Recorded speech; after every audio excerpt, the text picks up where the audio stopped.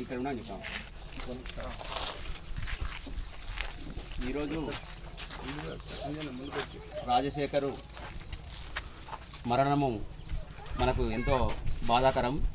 ఎందుకంటే మనము సాయం అంటే ఏ సాయం చేసినా కానీ మనకు తక్కువే. ఎందుకంటే ఒక మనిషి చనిపోతే మళ్ళా ఆ వ్యక్తి ఏంటంటే తండ్రి లేడు, ఆ వ్యక్తి కుటుంబానికి పెద్ద దిక్కు ఉండే. ఇప్పుడు తల్లి ఒకటే అయిపోయింది. మనము ఎంత సాయం చేసినా ఏది చేసినా ఈరోజు ఆ కుటుంబానికైతే తీరని లోటుగా మిగిలిపోయింది.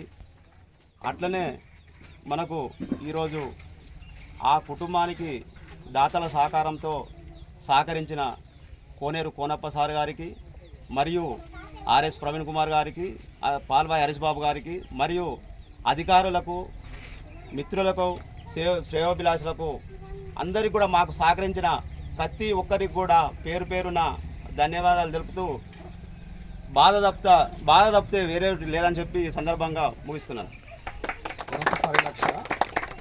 జమ చేసిన 2,76,000 మాకు దాదాపు సహకరించి మేము 3,76,000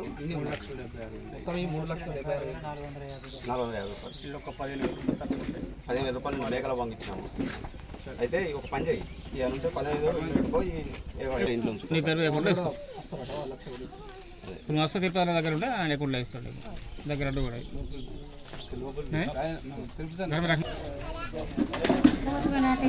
ఇంకోసారి